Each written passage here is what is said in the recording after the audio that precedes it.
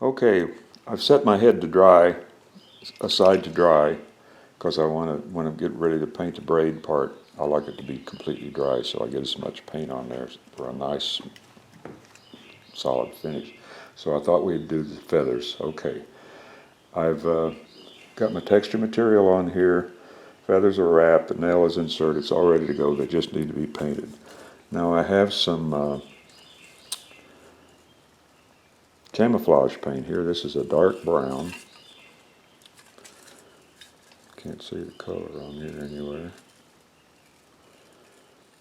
Anyway, it's sort of a burnt umber color.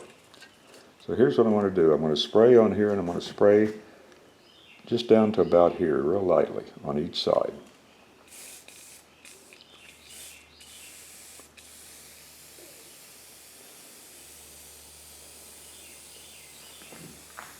I know it sounds funny, but I like that little speckled appearance.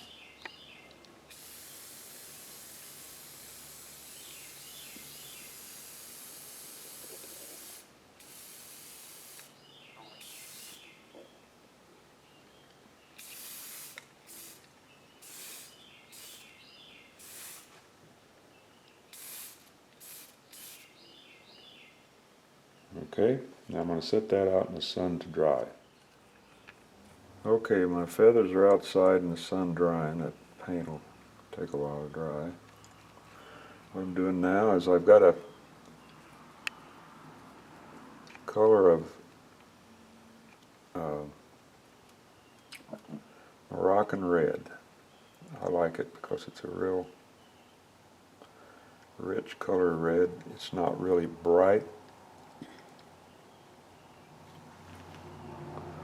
but it covers real well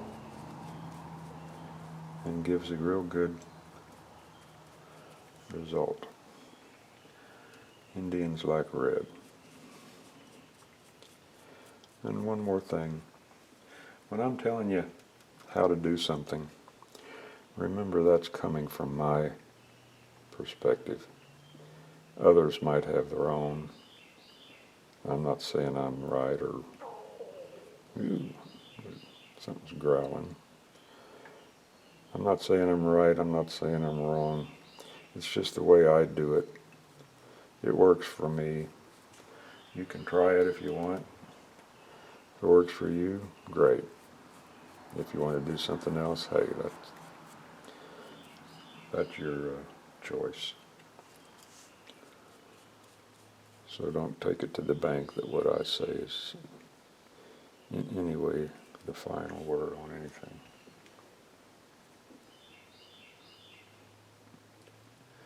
Now you notice this head now is completely dry. It's been out in the sun.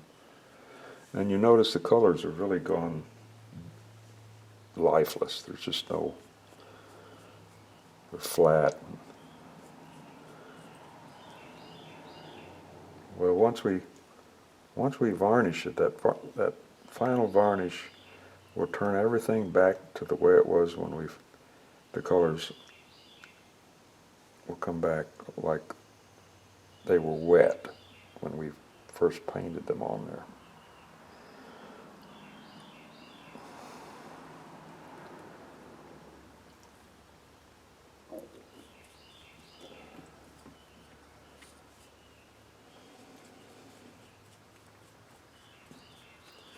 I usually put a couple coats on here of the red.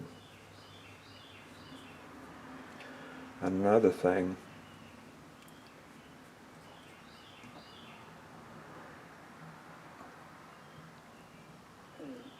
try as you might with your brush to paint everything black and get all the spots painted.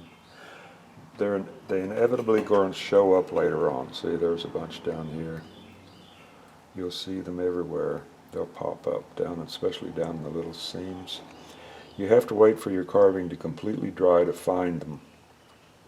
So, don't think you... touching them? Doesn't there have red paint on it? No, that's the end of the brush. Oh, okay. Sorry. You can go back once everything's dry and the wood's dry. and touch things up. Oh, and I also went and painted his eyebrows. Okay, so I'm going to put a little more paint. There's a rain crow out there.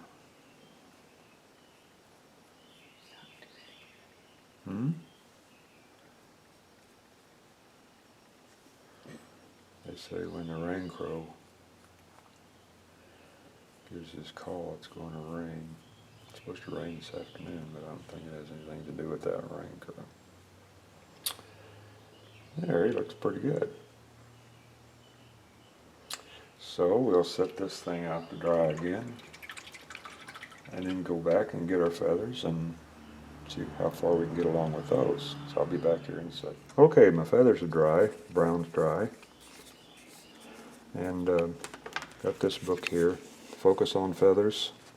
You're going to do lots of feathers, boy, you can't beat this book, especially for, Native American things. And what I'm, just to show you what we're trying to accomplish here, let me flip through here till I get some eagle feathers. Now these feathers are from the golden eagle, not the American eagle. Just so you realize that. See the light brown down here? Hopefully Judy's got that in focus. We're not going to hit it completely, but we're going to try to get as close as we can. Okay? That's about what I can say to you. But that's a good book. It's got all kinds of feathers in here, from all different kinds of birds. It even tells you how to paint your own feathers. It tells you how they make their old bonnets and stuff like that. It's a great book. Anyway.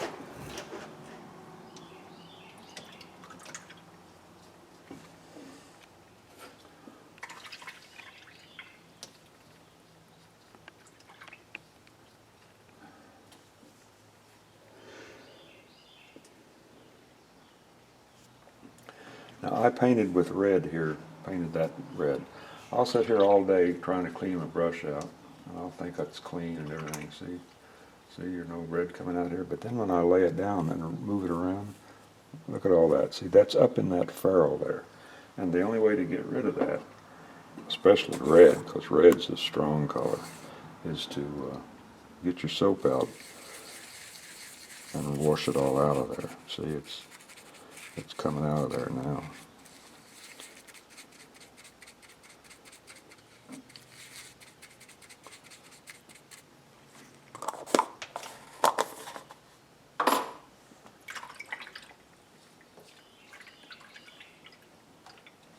Get me another paper towel here.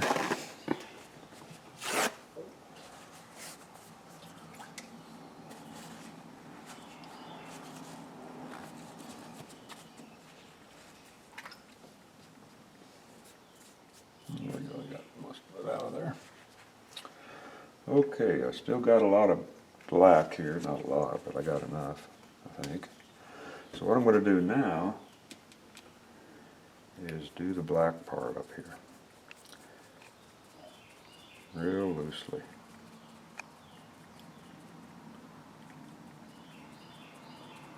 Not worried about a rough edge or anything. And I'll kind of bring the black down to the quill, which is about right there, just like that.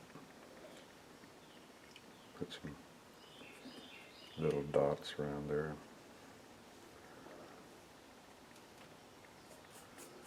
Do the same thing on this one.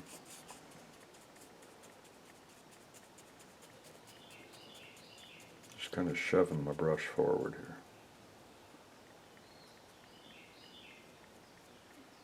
Again, bring it down to the quill, like that. Flip it over. Do the same thing over here. Again, just kind of push that paint down.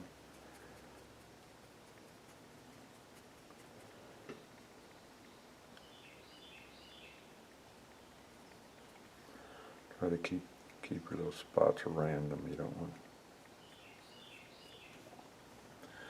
don't want any kind of equal things up there. You want it kind of random.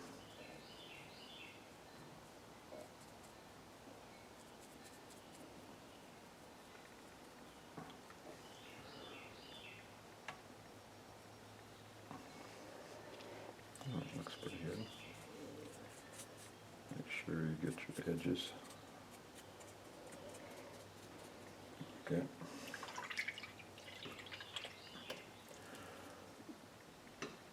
Alrighty. Now, I'm going to use my gun here to kind of dry these out, so we'll be back in a second. Okay, I've got a color here. It's called Mudstone.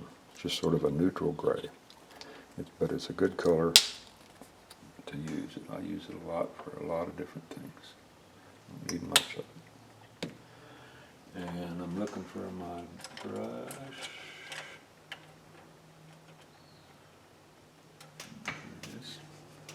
This is a liner brush here. Comes to a real fine point. And what we're going to do is we're going to use it to make our quill.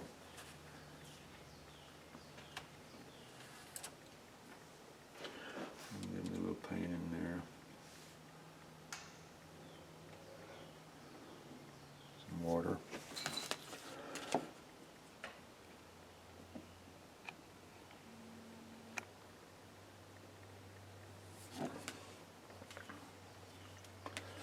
You know what, I'd run out of paint.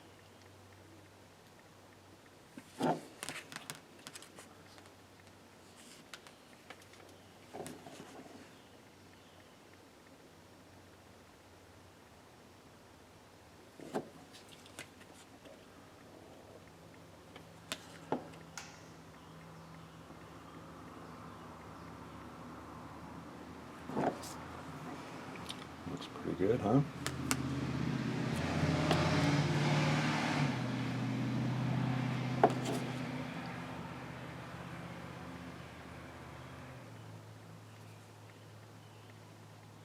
Oh, come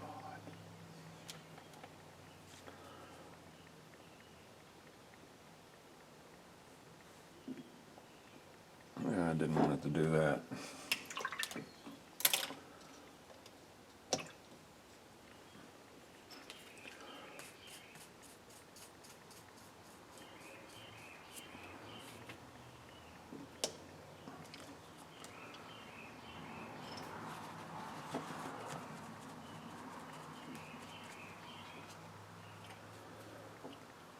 One more time.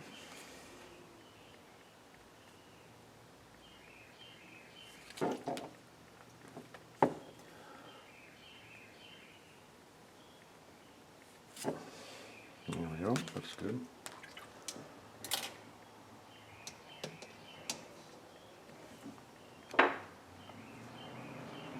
Now with that same mudstone color, I'm going to paint the quills down here on the very end.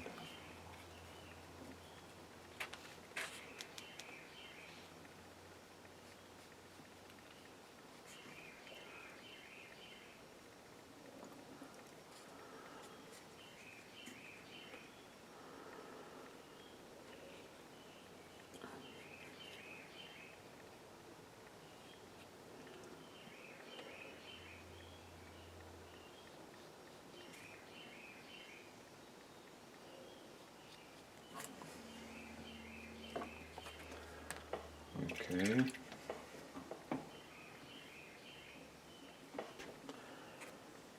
Now I still have my yellow ochre here. I'm going to paint the fluffy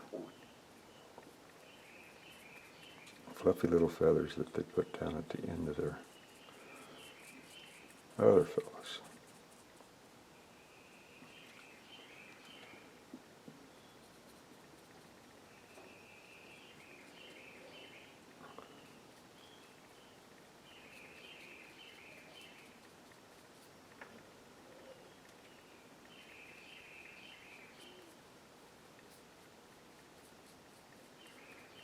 Not worrying about slopping it over on that red because we're going to paint that.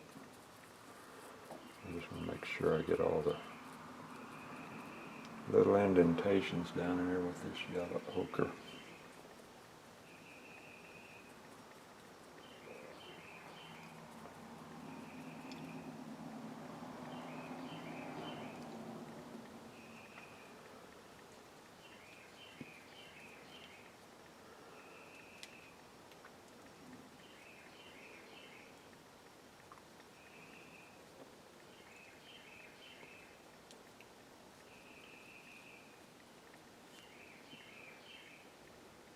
There's no fluff on the other side, so we're not going to worry about that. So there we go.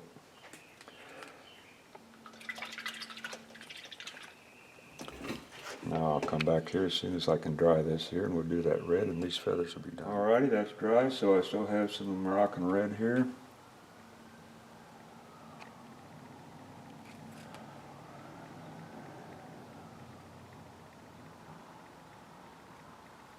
So I go, whoops, paint these feathers. Rather paint the braid, sorry, or the wrap.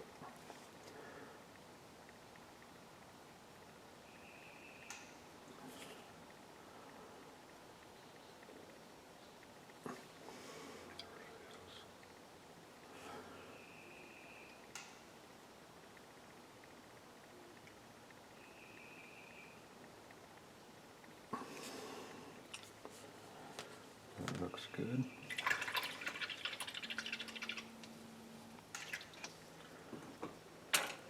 Now if you want, you can take some straight yellow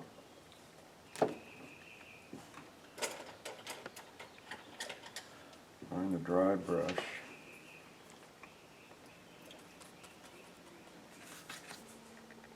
and real lightly hit the tips of that texturing material.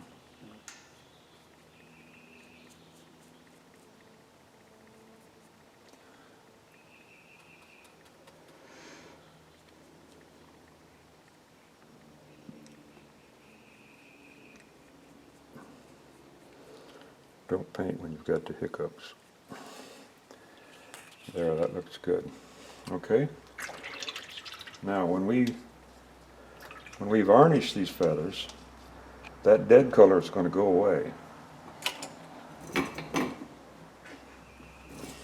And it will look real nice and pretty. Like that, okay? So, now we can go out and get our, what are we working on? The head. I'm getting so confused, got so many things going here. So I'm going to run out and get my head and bring it. Okay, now I'm going to paint the eyes. And most people will sit there and they'll put white in there. White is not the color of a person's eyes. If you look at each other, an adult, their eyes aren't going to be bright white. They're going to be sort of a dull color. I'm going to use this color. This is called desert sand. It's just a real light tan. I've already squeezed some out here. I've got a real fine brush with a real fine point on the end of it. I'm just going to get a little bit of paint on the end of my brush and real carefully paint that in there.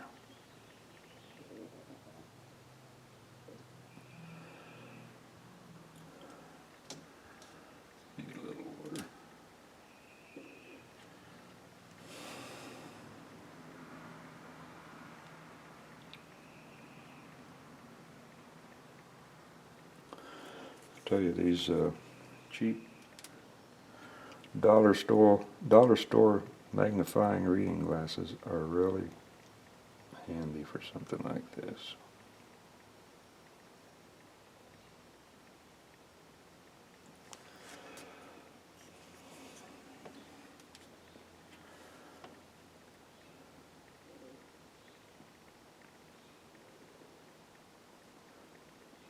And you want to be real careful when you're painting these eyes, because if you slop paint over it where you don't want it, it's hard to correct it.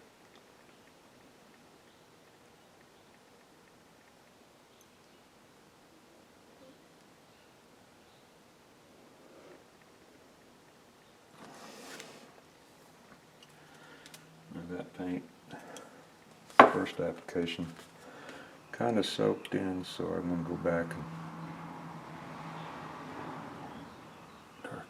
lighten it up a little.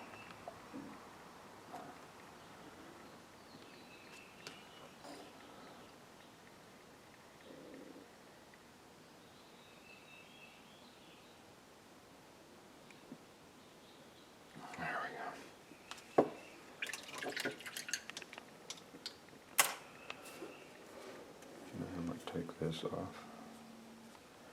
I'm not going to worry about these. You know what I'm going to do? I'm going to go back here in a little bit and touch up all those spots while the carving's dry to where I can see them. I'm going to put him on there. Well, what I want to do now is I'm trying to figure out where I want him to look. And although I don't want him to look straight forward, I want him to be looking off just a little bit to my right here. So I'm going to dry these eyes.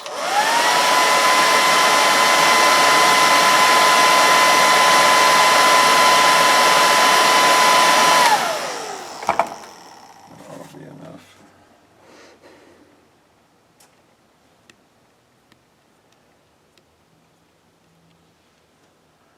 Get some more black.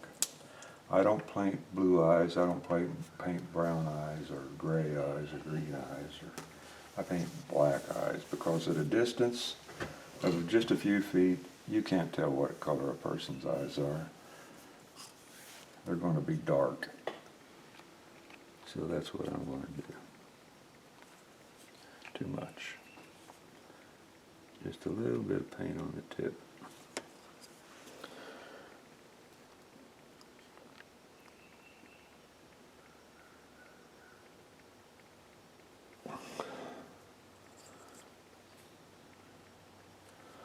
And right now I'm not trying to paint the whole pupil. I just want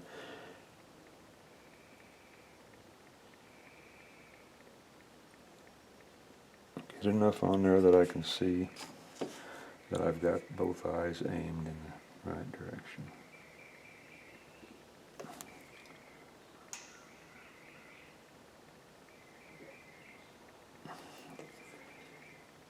Let's see what that looks like. You need to pull that one that way. That's why you use a small dot.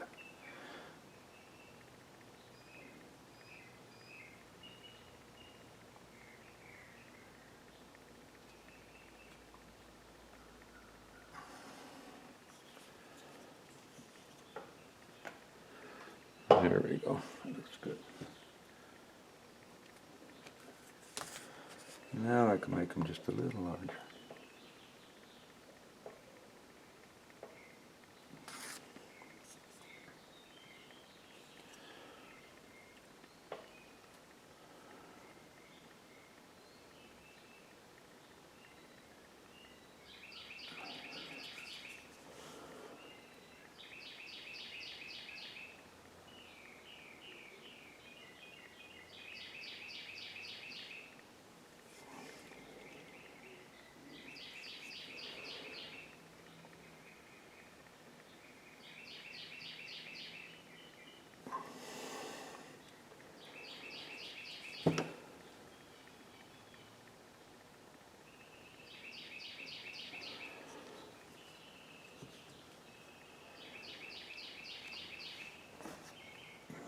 What do you think?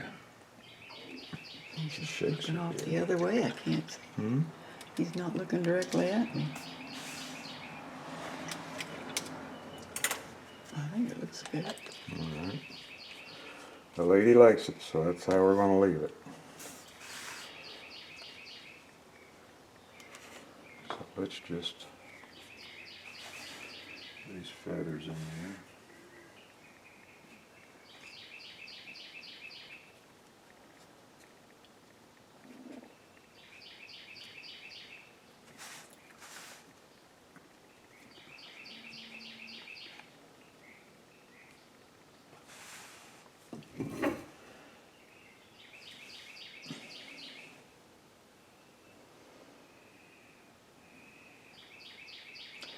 I think it looks pretty good. Let's just stick this on here just a little bit.